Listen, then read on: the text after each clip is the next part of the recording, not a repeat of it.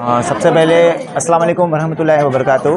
आप सभी मीडिया और जर्नलिस्ट लोगों का मैं तहे दिल से शुक्रिया अदा करता हूं, जो आप सभी लोग अल इमदाद फाउंडेशन की प्रेस कॉन्फ्रेंस और उसकी एक्टिविटीज़ के बारे में जो एक प्रोग्राम छोटा सा लिया गया है, इसके लिए आप लोग यहां पर लेकर आए। मीडिया पर्सन का मैं बहुत तहे दिल से शुक्रिया अदा करता हूं कि आप ही लोग हैं जो हमारी हौसला अफजाई करते हैं, आप ही लोग हैं जो लोगों तक हमारे मैसेजेस को पहुंचाते हैं। हम जो छोटे मोटे या फैज़ के काम या लोगों के भलाई के काम करते हैं, ये आप ही के ज़रिए से लोगों तक पहुंचता है। लिहाजा मैं आपका सभी लोगों का तहे दिल से शुक्रिया अदा करता हूं कि आप सभी लोग यहां पर तशरीफ़ लाए। आज अल इमदाद फाउंडेशन की जो पिछले किए गए कार्यों के बारे में, पिछले एक साल के किए गए कार्यों के बारे में या उसके आने वाले प्रोग्राम्स या शेड्यूल्स के बारे में बातें रखने के लिए हमने आप लोगों को बुलाया है। सबसे पहले मैं शुरुआत करूंगा कि अल इमदाद फाउंडेशन और मेरा कारोबार दोनों अलग अलग हैं। हर इंसान का कारोबार और जज्बात, मज़हब या जो दूसरी एक्टिविटीज़ होती है वो अलग अलग होती है। लिहाजा आज मैं सिर्फ अल इमदाद फाउंडेशन के बारे में बात करूंगा और अल इमदाद फाउंडेशन ने जितने काम किए हैं उसके बारे में आपको बताऊंगा। पहले तो मैं आपको वाज़ेह कर दूं कि अल इमदाद फाउंडेशन की स्थापना किस मकसद से की गई है। अल इमदाद फाउंडेशन मेरे मरहूम वालिद साहब के नाम से है, जिसके वजह से मेरा अल इमदाद फाउंडेशन से दिली और जज्बाती ताल्लुक़ जुड़ा हुआ है। मेरे वालिद साहब का नाम इमदाद हुसैन मोहम्मद शफ़ी था, जिन्होंने हमेशा ही लोगों की भलाई के काम किए। उनके गुजर जाने के बाद अल इमदाद फाउंडेशन की स्थापना मैंने रखी और उसका रजिस्ट्रेशन मैंने करवाया।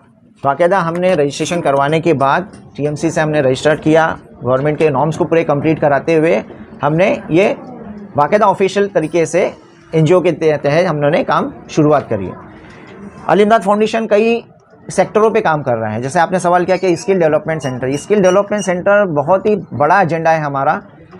हम पिछले 10 सालों से स्किल ट्रेनिंग सेंटर हम चला रहे हैं।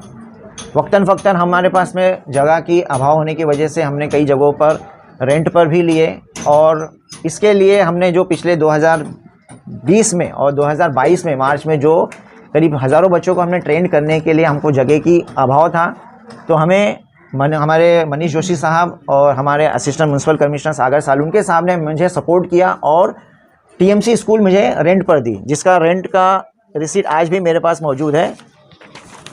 ये रेंट रिसीट मैं पे करता हूँ और TMC की स्कूल मैंने रेंट पर ली। वहाँ पर मैंने 720 बच्चों का एग्ज़ाम कंडक्ट करवाया।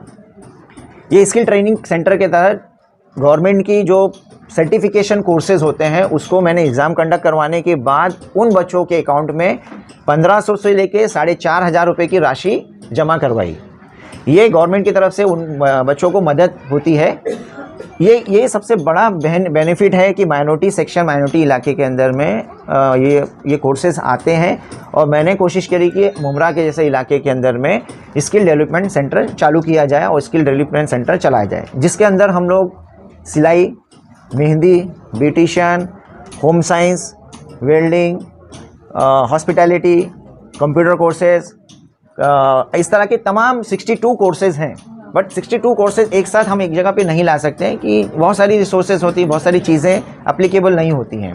लिहाजा हमने इस जगह पर जहां आप लोग बैठे हुए हैं, ये अल इमदाद फाउंडेशन का स्किल ट्रेनिंग सेंटर के रूप में हमने इसको डेवलप किया, जिसका मैंने बाकायदा अल इमदाद फाउंडेशन के नाम से रजिस्टर्ड करवाया है। माने उसका टैक्स जो है अल इमदाद फाउंडेशन से करवाया है।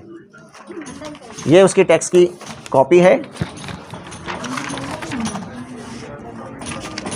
ये टैक्स, इस जगह के टैक्स अल इमदाद फाउंडेशन के नाम से। ये जो जगह है ये मेरी निजी प्रॉपर्टी है, बट मैंने अल इमदाद फाउंडेशन के नाम से इसका टैक्स लगवाया और ये मैंने नया टैक्स करवा के 2019 में, इसका टैक्स बहुत पुराना था बट 2019 में मैंने इसको टैक्स लगा के रिन्यू करके अल इमदाद फाउंडेशन के नाम से ये किया है।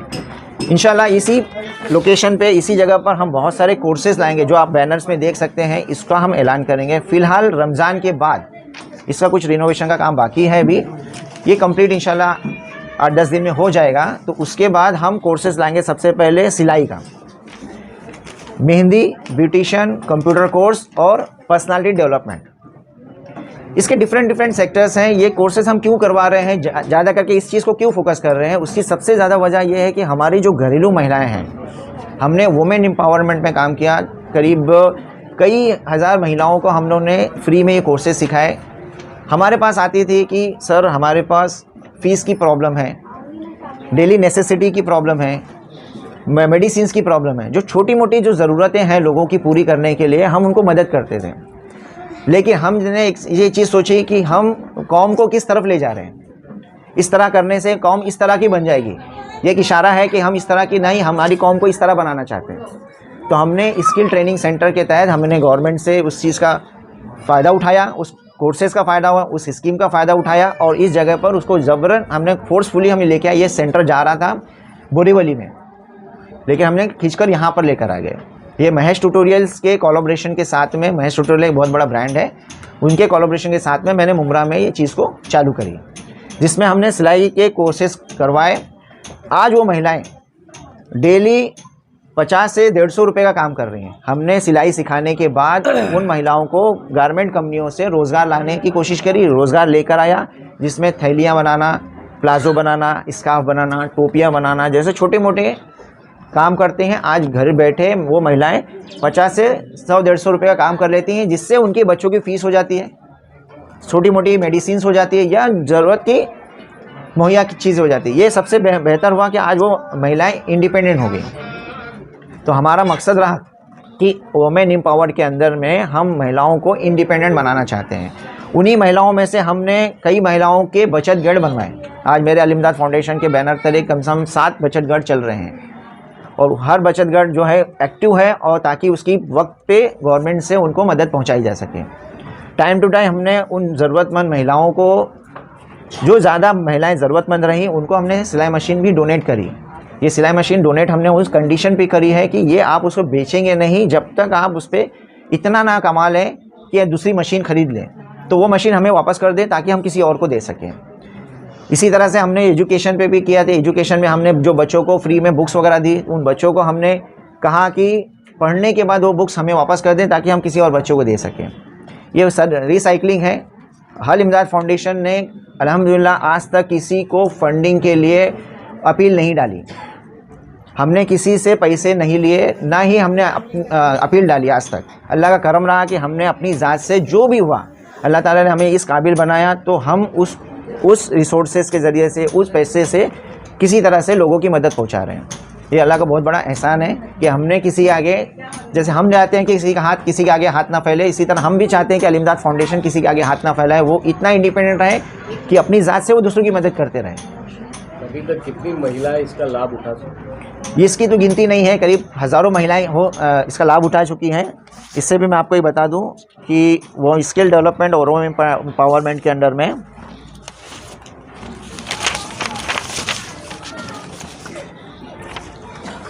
ये देखिए, वुमेन एम्पावरमेंट के अंदर में मोर देन थाउजेंड्स वुमेन्स को हम लोगों ने सिलाई का कोर्सेज करवाए। 2020, 2022 में, अब इंशाल्लाह 2023 में भी जो कोर्सेज चलेंगे उसमें, तो हर बैचेस के अंदर में हमने मोर देन 700 स्टूडेंट्स को इनरोलमेंट करवाए। इनरोलमेंट करवाने के बाद NHDC स्किल इंडिया के तहत ही चलते हैं और सेंट्रल गवर्नमेंट का बाकायदा सर्टिफाइड कोर्सेज सर्टिफिकेशन मिलता है। ये हमारे बीच में बैठी हुई कुछ महिलाएं भी होंगी जिन्होंने शायद कोर्स भी किया है और उसका लाभ भी उठाया।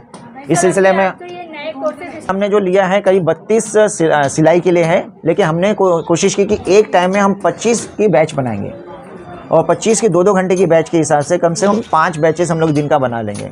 तो दैट मीन्स 150 से 200 लोगों का हमारा टारगेट है कि हम उनको सिखाएंगे। और इसका इन लोगों को 3 महीने के बाद में हम इनका एग्ज़ाम लेंगे। एग्ज़ाम लेने के बाद में अगर वो क्वालिफाई होते हैं तो गवर्नमेंट से उनको जो बेनिफिट आती है वो उनको बिल्कुल मिलेगी। मेरा यहाँ रहा है कि जब मैंने वुमेन एम्पावरमेंट पे, बाकी चीज़ों पे काम करी, तो ये मैंने देखा कि हमारे नौजवान लोग भी हैं जो एजुकेशन 10वीं 12वीं करने के बाद में वो इधर उधर घूम रहे हैं, उनको जॉब नहीं मिल रही है। तो मैंने छोटा ट्रेड के हिस्से से welding, motor winding, AC repairing जैसे छोटे छोटे कोर्सेज़ को लाने की कोशिश की। बट इस चीज़ के लिए मेरे पास स्पेस की अभाव है, जहाँ पर मुझे हर चीज़ के लिए मुझे लिमिटेशन आती है। जहाँ मैं वेल्डिंग, यहाँ जब सिलाई का काम होगा, महिलाएं बैठेंगी, तो वेल्डिंग कैसे चलेगी?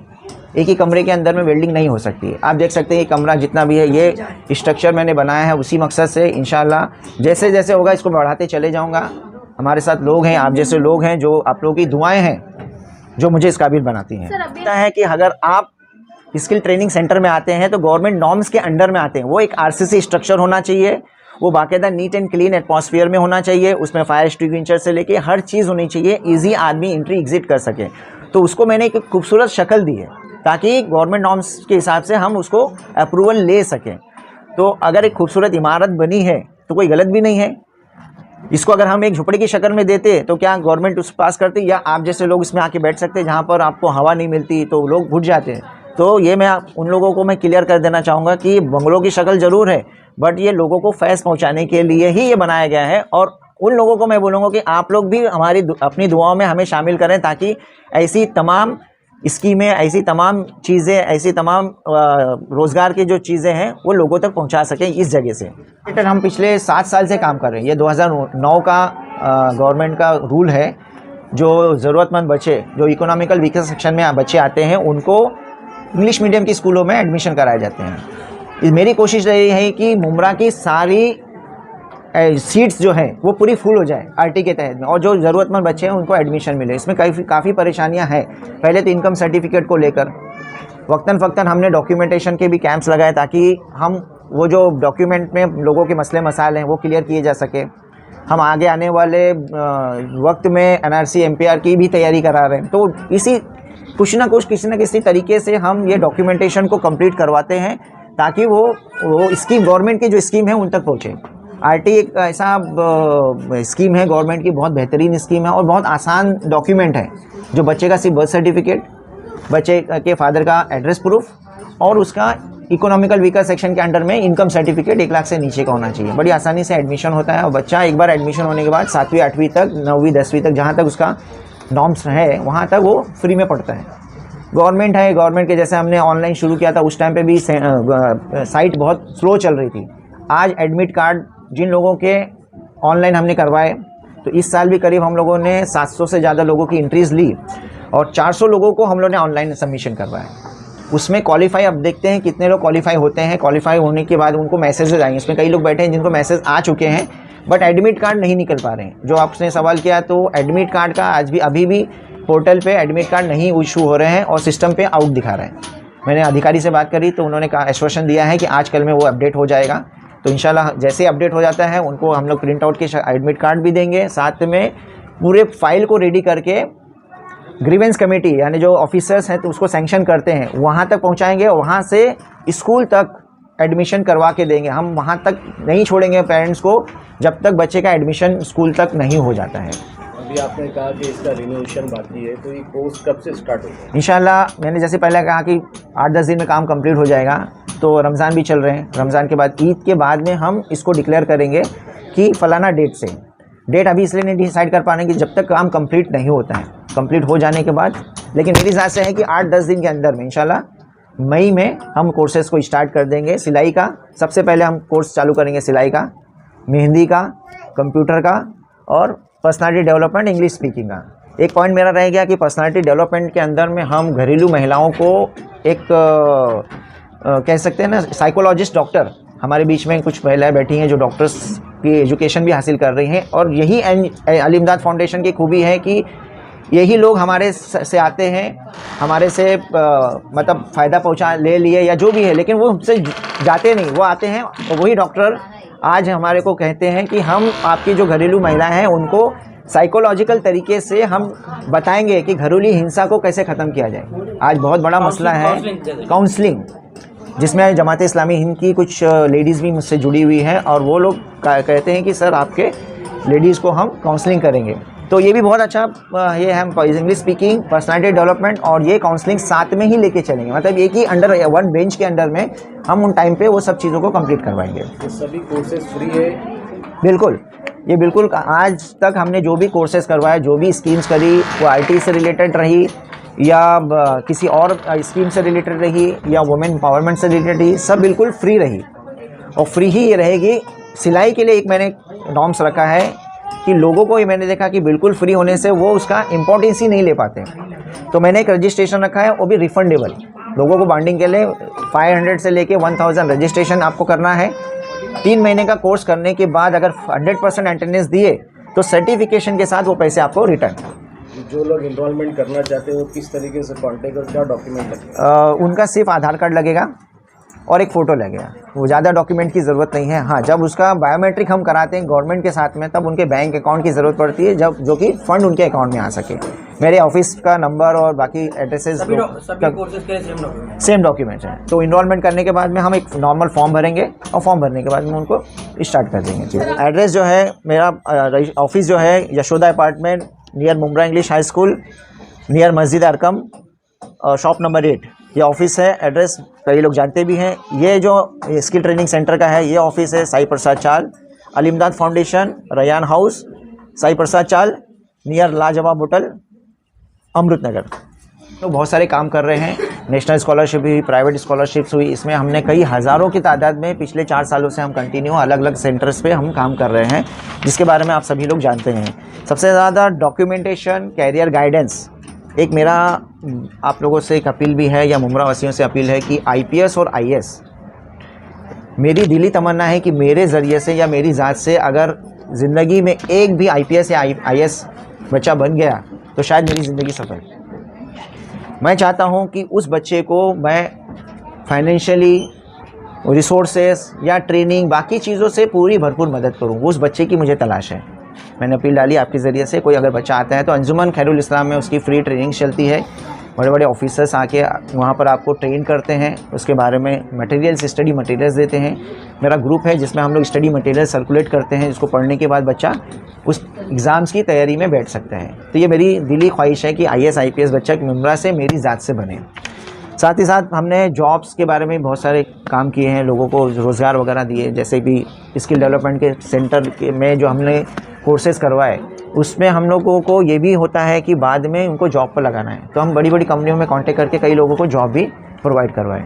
ये पिछले साल में लॉकडाउन के पीरियड में हमने हॉकर्स लोन आए गवर्नमेंट की तरफ से, TMC महानगर पालिका की तरफ से हॉकर्स लोन आया। इस साल भी ये रहा करीब 1.5 महीने का रहा, 1.5 महीने तक कंटिन्यू मेरे ऑफिस के अंदर में हॉकर्स लोन दिलाए गए, जो 10,000 की निधि सरकार की तरफ से आपको दी जाती है। 10,000 क्लियर करने के बाद में 20,000 मिलेगा, 20,000 क्लियर होने के बाद 50,000 मिलेगा। मतलब सरकार किसी ना किसी तरीके से आपको इंडिपेंडेंट बनाना चाहती है। आप इसका भरपूर फ़ायदा हमारी ज़ात से उठा सकते हैं। उसके बारे में कुछ भी मालूमात हासिल करना है कर सकते हैं। बीच में लॉकडाउन के टाइम में रिक्शा वालों के लिए, जो रिक्शा परमिट होल्डर्स हैं, उनको भी निधि मिली थी। 1500 से लेकर 3,500 रुपये की राशि मिली थी। वो भी हमने करीब 300 लोगों से ज़्यादा लोगों को हमने वो लोन करवा कर दिया था।